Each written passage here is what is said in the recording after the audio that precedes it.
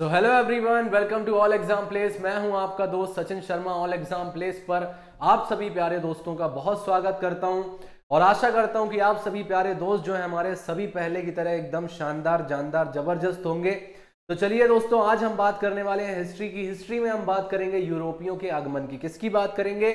यूरोपियों के आगमन की। इस श्रृंखला की ये हमारी पहली वीडियो है। चलिए स्टार्ट करते हैं वीडियो को। लेकिन स्टार्ट करने से पहले बता देना चाहता हूं, अगर अभी तक आपने हमारा एप्लीकेशन जो है इसको इंस्टॉल नहीं किया है तो प्ले स्टोर से आप हमारा एप्लीकेशन इंस्टॉल कर लीजिए। आप अगर घर बैठे एकदम शानदार वाली एमपी पुलिस कांस्टेबल और एमपी एसआई की तैयारी करना चाहते हैं तो घर बैठे एकदम शानदार तैयारी कर सकते हो मेरे दोस्त। ये जो हमारा एमपी पुलिस कांस्टेबल का कोर्स है इसकी फीस है 1500 रुपए और जो हमारा एसआई का कोर्स है इसकी फीस है मात्र जो है 2000 रुपए।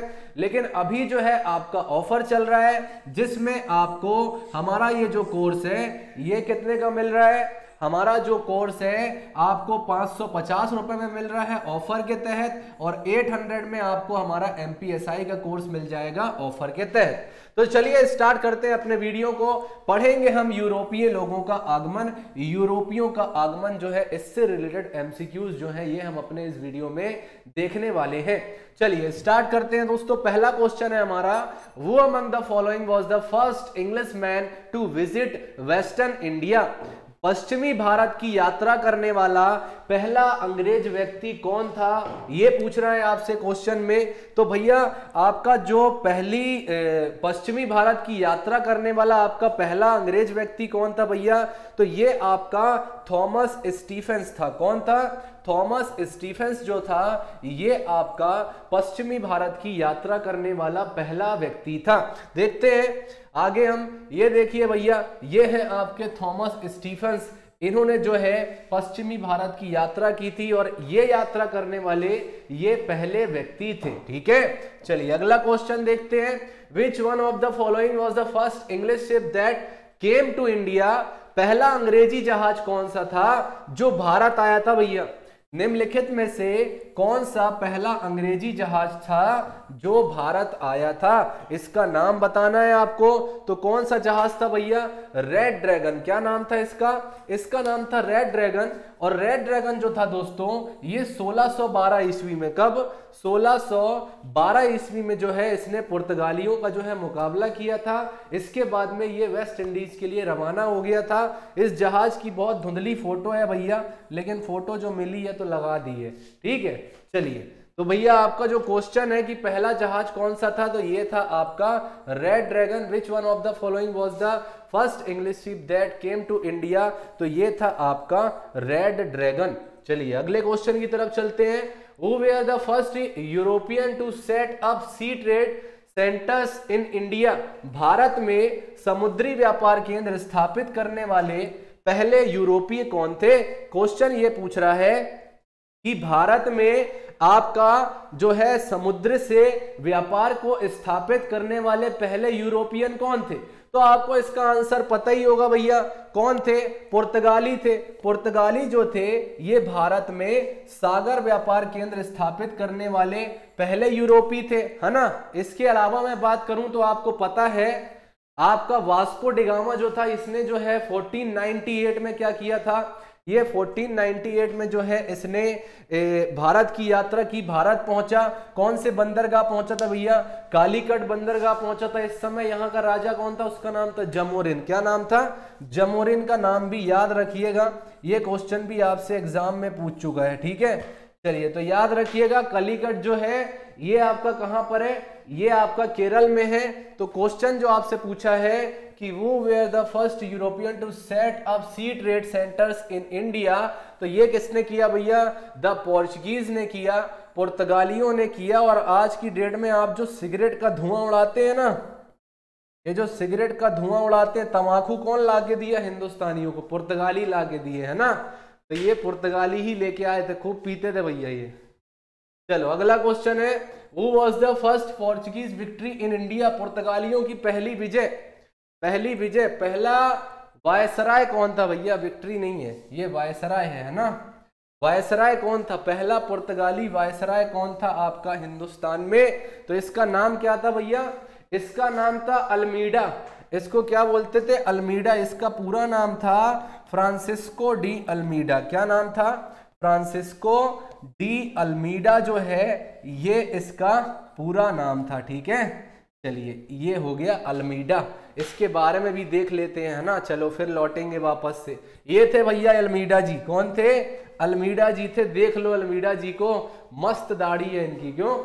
बढ़िया इनकी दाढ़ी। नहाते वहाते नहीं थे भाई इन लोग, पता है। इनके यहाँ जो है बाथरूम वाला सिस्टम नहीं हुआ करता था, बेहतरीन नहाते थे। आए क्यों? इंडिया आने के पीछे का कारण क्या था? भारत का मसाला। क्या?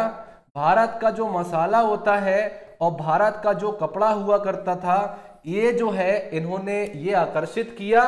1498 आप देखो, 1498 है ना, 1500 1600 के अवब जो है आपके अंग्रेज जो है ये भारत आए। तो सोचो आप, 100 साल तक समुद्री मार्ग पर किसका कब्जा रहा? पुर्तगालियों का कब्जा रहा। और भैया एक नंबर के लड़ाकू हुआ करते थे ये। क्या होते थे? एक नंबर के लड़ाकू हुआ करते थे। और क्या करते थे? समुद्र से रास्ते में आया करते थे तो समुद्र में ही जो है दूसरे के शिप डुबा दिया करते थे, गोला बारूद से मार दिया करते थे, लूट लिया करते थे। तो 100 साल तक पुर्तगालियों का ही आधिपत्य जो है ये समुद्री मार्ग पर रहा था। तो कौन था भैया आपका? फ्रांसिस्को डी अल्मीडा जो था ये आपका पहला पुर्तगाली वायसराय था। कहां पर? इंडिया में, है ना। तो फ्रांसिस्को डी अल्मीडा भारत में पहला पुर्तगाली वायसराय था। 1505 में आपका ये जो है पहला पुर्तगाली वायसराय नियुक्त किया गया। इसके बाद 1509 में अल्बुकर्क आया। अल्फांसो डी अल्बुकर्क नाम था इसका। इसका नाम भी याद रखिएगा, ठीक है। और अल्बुकर्क ने गोवा में एकता की भैया विजय प्राप्त की थी, जिसे मुसलमानों द्वारा नियंत्रित किया गया था। अगला क्वेश्चन देखिए, which one of the following factories in Bengal was established by Portuguese? पुर्तगालियों द्वारा बंगाल में स्थापित जो फैक्ट्री थी, कहां पर स्थापित की गई थी? किस जगह पर आपकी ये फैक्ट्री स्थापित की गई थी? ये पूछ रहा है आपसे क्वेश्चन में। तो भैया कौन सी जगह थी वो कौन सी जगह थी? वो जगह थी आपकी हुगली। कौन सी जगह थी? हुगली। हुगली में जो है इन्होंने फैक्ट्री स्टैब्लिश की थी। बंगाल में हुगली का कारखाना जो है ये पुर्तगालियों द्वारा स्थापित किया गया था। कलकत्ता आपकी कौन सी नदी के तट पर बसा हुआ है? ये आपका हुगली नदी के तट पर बसा हुआ है। हावड़ा ब्रिज कहां पर है? यहीं पर है ना आपका हावड़ा ब्रिज भी। इसको भी याद रख लेना मेरे दोस्त, है ना। चलो अगला क्वेश्चन देखो, Vasco da Gama discovered the sea route to India in which one of the following year? कौन से वर्ष में इसने जो है क्या किया था? इसको फाइंड किया था। आप सभी को पता है 1498। कब किया था? 1498। इसके पीछे की बहुत लंबी कहानी है दोस्तों, है ना। कभी और हम उसकी चर्चा करेंगे, क्या वजह थी, क्यों ये आया, किस वजह से आए, है ना। सारी चीजें देखेंगे। चलिए ये है भैया आपके वास्को डी गामा चच्चा। कौन है? Vasco da gamma. एक नंबर की इनकी दाढ़ी है, देखो भैया, है ना। ये देखो ये क्या लगा है? ये क्रॉस का चिन्ह। कहा जाता है कि जब पुर्तगाली भारत आए, इन्होंने 1 रुपए लगाया, 1 रुपए का 60 रुपए इन्होंने कमाया। इतना दबा के लूटा कि इनका जो ये जो क्रॉस था ना, ये हाथ में लिए रहते थे लोग। इतना पैसा लूटे कि जब पूरे जेब भर गए तो हाथ से क्रॉस भी फेंक दिया, और इसके बाद में उस हाथ से भी पैसा लूट करके ले गए। जब इन लोग यूरोप वापस पहुंचे तो 60 गुना पैसा वापस लेकर के गए थे। तो आप सोच सकते हो कि हिंदुस्तान जो था हमारा कितना समृद्धशाली रहा होगा। यूं ही नहीं, इसको सोने की चिड़िया कहा जाता था, है ना। इतनी प्रॉस्पेरिटी थी हमारे यहाँ। एक जगह का नाम बता रहा हूँ, मुर्शिदाबाद का नाम सुना होगा आपने। मुर्शिदाबाद उस समय दुनिया की एकमात्र ऐसी जगह हुआ करती थी जहां पर आपको दुनिया की हर चीज मिल जाया करती थी। तो इतनी प्रॉस्पेरिटी थी हमारे इंडिया में, है ना। चलिए वास्को डी गामा जो है ये 1498 में भारत के लिए इसने समुद्री मार्ग की खोज की। 20 मई 1498 को वास्को डी गामा जब है ये मालाबार तट पर कालीकट बंदरगाह पहुंचा। यहां पर ये 15 जहाज और 800 पुरुषों के साथ दूसरी बार भी ये भारत आया था। कब? 1502 में। ये क्वेश्चन भी पूछा जाता है, किस वर्ष वास्को डी गामा जो है दूसरी बार भारत आया था? तो 1502 में जो है ये वापस से भारत आया था। इसको भी याद रखिएगा। अगला question, which one of the following European trading companies adopted the blue water policy? क्या ब्लू वाटर पॉलिसी जो है ये किसकी देन है भैया? ये ब्लू वाटर पॉलिसी जो है इसको किसने अपनाया था भैया? आपकी ब्लू वाटर पॉलिसी को किसने अपनाया? ब्लू वाटर पॉलिसी जो है ये आपकी पुर्तगाली कंपनी ने अपनाई थी। कौन सी? पोर्चुगीज कंपनी जो है इन्होंने अपनाई थी, पुर्तगालियों ने अपनाई थी। पुर्तगाली व्यापारिक कंपनी जो थी दोस्तों, ये भारत में ब्लू वाटर पॉलिसी को इसने अपनाया था। और जब अल्मीडा भारत में आया, एक पुर्तगाली वायसराय बन गया था ये, इसने जो है ब्लू वाटर पॉलिसी की शुरुआत की थी। ये क्वेश्चन भी पूछा जाता है कि ब्लू वाटर पॉलिसी जो है ये किसके द्वारा स्टार्ट की गई थी? तो आपका फ्रांसिस्को डी अल्मीडा जो था, कौन था? अल्मीडा, फ्रांसिस्को डी अल्मीडा जो था, इसके द्वारा ये आपकी ब्लू वाटर पॉलिसी स्टार्ट की गई थी। ये क्वेश्चन भी आपसे एग्जाम में पूछा है, ठीक है। चलिए आगे चलते हैं, अगला क्वेश्चन देखते हैं। Which one of the following European Wars flared up the first Karnataka war in India? भैया क्या हुआ करता था, यूरोप में जब कोई लड़ाई हुआ करती थी तो उसका इफेक्ट जो है भारत में भी देखने को मिलता था।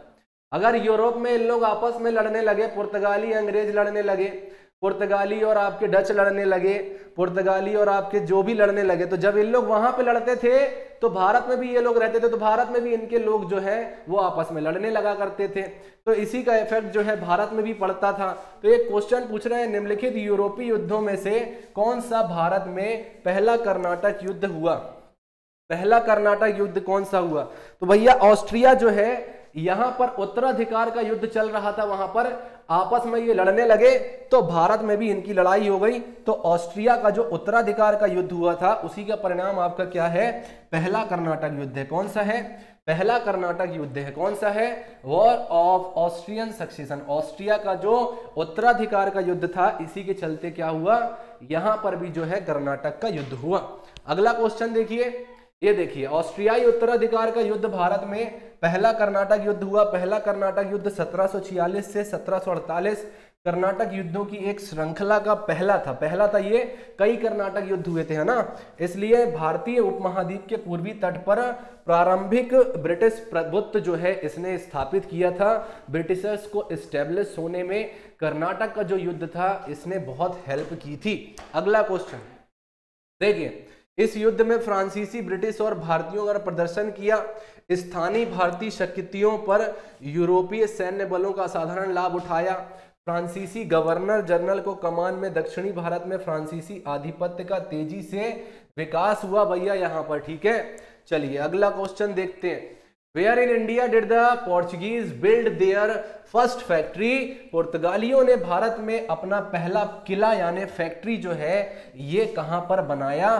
फैक्ट्री जो है इन्होंने कहां पर स्थापित की थी? फैक्ट्री का मतलब समझ लो, यहां पर फैक्ट्री का मतलब ये नहीं होता कि यहां फैक्ट्री है, बढ़िया बन रहा है। फैक्ट्री मतलब देखो, ऐसा इनका प्रेमाइसेस हुआ करता था, ठीक है। यहाँ बढ़िया वॉच टावर लगे रहते थे इनके, एकदम शानदार वाले वॉच टावर लगे रहते थे, निगरानी करते रहते थे, अंदर बढ़िया घर बने रहते थे, इनके बीवी लोग, बच्चे लोग रहा करते थे। यहाँ पर शस्त्रागार हुआ करता था जहाँ पर इन लोग अपनी क्या रखते थे, आर्म्स वगैरह रखा करते थे। इसके अलावा इसको एकदम फोर्ट रहता था, बड़ा दरवाजा। आप बंगाल का जो होता था वहाँ तो चारों तरफ बढ़िया ऐसे गड्ढे खुदे होते थे और उसमें जो है पानी भरा हुआ रहता था। इतनी शानदार फैक्ट्रियाँ ये बनाया करते थे, ठीक है। चलिए, तो भैया भारत में पुर्तगाली फैक्ट्री जो है, ये पहली पुर्तगाली फैक्ट्री आपकी कहां पर ओपन हुई? ये आपकी कोचीन में ओपन हुई। कहां पर ओपन हुई? कोचीन में ओपन हुई। अगला क्वेश्चन है, इंग्लैंड की ईस्ट इंडिया कंपनी के पहले जहाज का नाम क्या था जो 24 अगस्त 1600 ईस्वी को यहां पहुंचा था? What was the name of the first ship of east India company of England which react her August 24 1600 AD? England की ईस्ट इंडिया कंपनी के पहले जहाज का नाम क्या था जो 24 अगस्त 1600 ईस्वी को यहां पहुंचा था? इस जहाज का नाम क्या था दोस्तों? इस जहाज का नाम क्या था? इस जहाज का नाम था हेनरी। क्या था? इस जहाज का क्या नाम था? इस जहाज का नाम क्या था दोस्तों? सॉरी, हेनरी नहीं, इस जहाज का नाम क्या था? इस जहाज का नाम था हेक्टर। क्या नाम था? हेक्टर, है ना। इस जहाज का नाम क्या था? इस जहाज का नाम हेक्टर था। तो भैया ये थे हमारे आज के 10 क्वेश्चन। इसी श्रृंखला में डेली आपकी क्लासेस जो है ये अपलोड की जाएंगी। डेली 10-15 क्वेश्चन जो है ये आपको मिलेंगे मेरे प्यारे दोस्तों। इस वीडियो को देखने के लिए बहुत बहुत धन्यवाद। चैनल पर नए हो तो चैनल को सब्सक्राइब जरूर कर देना, वीडियो को लाइक कर देना, ऑल नोटिफिकेशन भी क्लिक कर देना ताकि लेटेस्ट नोटिफिकेशन जो है हमारे वीडियोस जो है ये आपको मिलते रहे। तो सभी प्यारे बच्चों को वीडियो देखने के लिए बहुत बहुत धन्यवाद। नमस्कार, जय हिंद, जय भारत।